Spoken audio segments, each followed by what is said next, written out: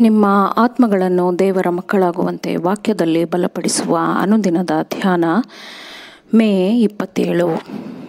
Ellen G white ರವರ sons and daughters of god ಎಂಬ ಪುಸ್ತಕದ 148ನೆಯ ಪುಟ.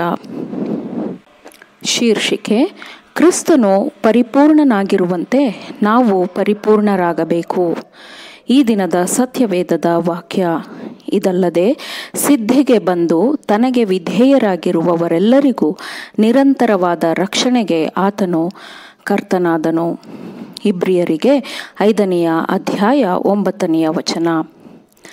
ಮಾನವ ಅಸ್ತಿತ್ವದ ನಿಜವಾದ ಸಂಬಂಧದಲ್ಲಿ ನಮ್ಮ ರಕ್ಷಕನು ದೇವರ ಮಗನ ಸ್ವರೂಪವನ್ನು ತಾಳಿದನು.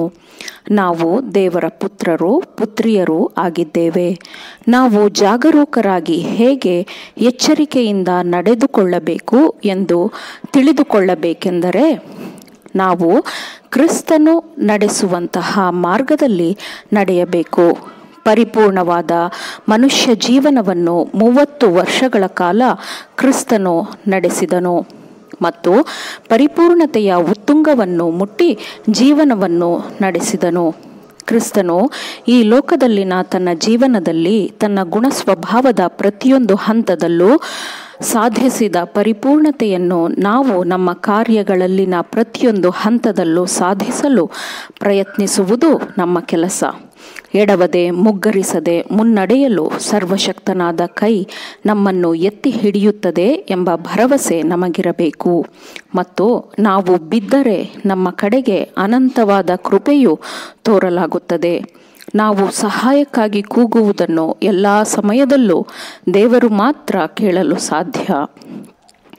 ಆತ್ಮಸಾಕ್ಷಿಯಿಂದ ಒಂದು ಸುರಕ್ಷತೆಯ ಕ್ರಮವನ್ನು ತೆಗೆದು ಬಿಡುವುದು, ಒಂದು ಒಳ್ಳೆಯ ನಿರ್ಧಾರವನ್ನು ಸಾಧಿಸುವಲ್ಲಿ ವಿಫಲರಾಗುವುದು, ತಪ್ಪಾದ ಅಭ್ಯಾಸಗಳನ್ನು ರೂಪಿಸಿಕೊಳ್ಳುವುದು, ಇವೆಲ್ಲವೂ ನಮ್ಮದೇ ಆದ ವಿನಾಶಕ್ಕೆ ಕಾರಣವಾಗುವುದು ಮಾತ್ರವಲ್ಲ, ನಮ್ಮ ಮೇಲೆ ವಿಶ್ವಾಸವಿಟ್ಟವರ ನಾಶಕ್ಕೂ ಕಾರಣವಾಗುತ್ತದೆ ಎಂಬುದು ಗಂಭೀರವಾದ ಚಿಂತನೆಯಾಗಿದೆ.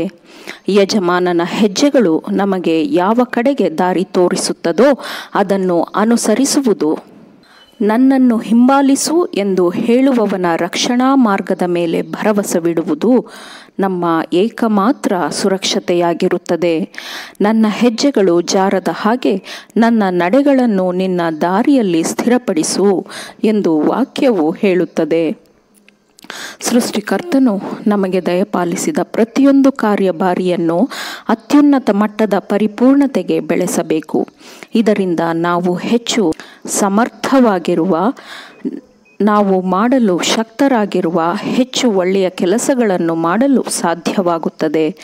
ನಾವು ನಮ್ಮ ಗುಣಸ್ವಭಾವಗಳನ್ನು ಶೋಧಿಸಿ ಪರಿಶುದ್ಧ ಮಾಡಿಕೊಳ್ಳಲು ಕ್ರಿಸ್ತನಿಂದ ಕೊಡಲ್ಪಟ್ಟ ಕೃಪೆಯ ಅಗತ್ಯ ನಮಗಿರುತ್ತದೆ. ಅದು ನಮ್ಮ ಕೊರತೆಗಳನ್ನು ತಿದ್ದುಕೊಳ್ಳಲು ಅನುವು ಮಾಡಿಕೊಡುತ್ತದೆ ಮತ್ತು ನಮ್ಮಲ್ಲಿನ ಉತ್ತಮವಾದ ಗುಣಗಳನ್ನು ಇನ್ನೂ ಹೆಚ್ಚು ಉತ್ಕೃಷ್ಟತೆಗೆ ಕೊಂಡೊಯ್ಯಲು ಅದು ಸಹಾಯ ಮಾಡುತ್ತದೆ. ದೇವರ ಮಗನು ದೋಷರಹಿತನಾಗಿದ್ದನು. ನಾವು ಆತನ ಬಲಗಡೆಯಲ್ಲಿ ಆಸನವನ್ನು ಹೊಂದಿಕೊಳ್ಳಬೇಕು ಎಂದು ಬಯಸಿದರೆ ನಾವು ಆತನ ಪರಿಪೂರ್ಣತೆಯನ್ನು ಗುರಿಯಾಗಿರಿಸಿಕೊಳ್ಳಬೇಕು ಮತ್ತು ಆತನು ಜಯಿಸಿದಂತೆಯೇ ನಾವು ಜಯಿಸಬೇಕು. ಆಮೇನ್. ದೇವರ ವಾಕ್ಯಗಳನ್ನು ಶ್ರದ್ಧೆಯಿಂದ ಆಲಿಸುವವರು ಪಾಲಿಸುವವರು ಆಗಬೇಕೆಂದು ನಿಮ್ಮನ್ನು ಉತ್ತೇಜಿಸುತ್ತೇನೆ. ಪರಿಶುದ್ಧಾತ್ಮನ ಸಹಾಯದಿಂದ ಆಲಿಸಿದ ನಿಮ್ಮೆಲ್ಲರಿಗೂ ಧನ್ಯವಾದಗಳು. ಮತ್ತೆ ದೈನಂದಿನ ಧ್ಯಾನಕ್ಕಾಗಿ ನಾಳೆ ಸಂಧಿಸೋಣ. ಆಮೇನ್.